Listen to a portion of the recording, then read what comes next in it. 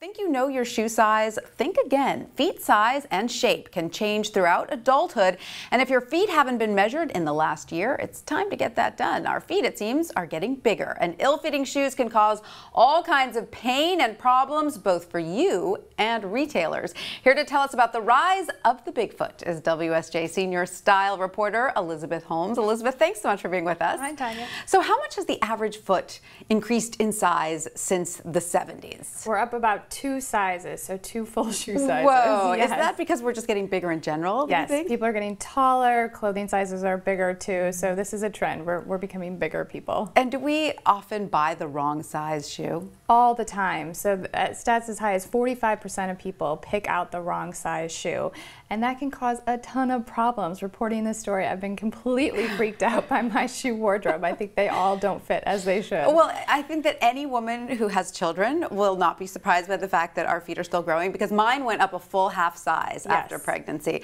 But still, you cling to your smaller size, so many of us are walking around with ill-fitting shoes, and what's the long-term damage we can do? Well, so you can get calluses and bunions, you can get an uncomfortable condition called hammer toes. I mean, it's all really bad, and it can last forever. So it's really important that you get your foot sized at least once a year. Experts say really every time you go shoe shopping, you should have someone measure you, but at least once a year. And I can't remember the last time I stepped on one of those metal Brannick devices. I know, we all think we know our size. Yeah. Well, how are retailers and shoe designers responding to the different foot that they're seeing out there? Well, so they're very aware of it, and they're seeing the size sort of creep up, and they're trying to make shoes that fit that new shape foot.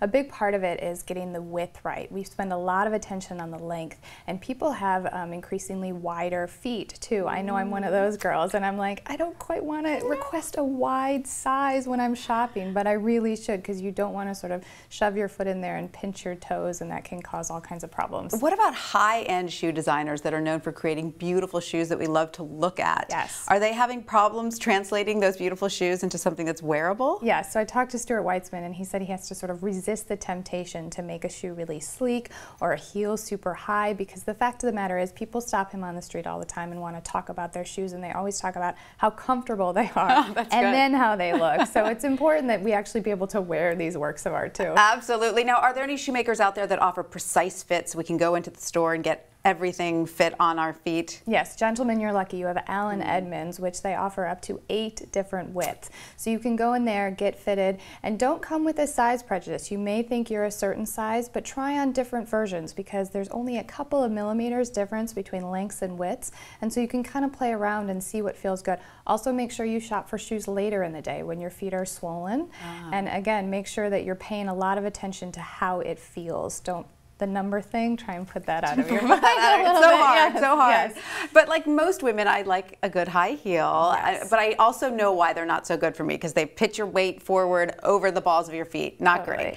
But flats and ballerina flats and flip-flops can be bad too, right? Also no good. So a podiatrist told me that ballet flats are as bad as high heels, which is like horrible news. They totally lack support in the arch, so you're sort of hurting the bottom of your foot. For high heels, try and keep it around 2 inches or less, which isn't all that sexy. And also, are there any Louboutins? Exactly. A thicker heel helps too. It helps distribute a little bit more of that weight. The thinner and the taller the heel, the more problems you're going to have. So maybe a wedge. There you go. I love that. Actually, wedges are really comfortable. Yeah, exactly. Very good advice, Elizabeth Holmes. Thank you so much for that.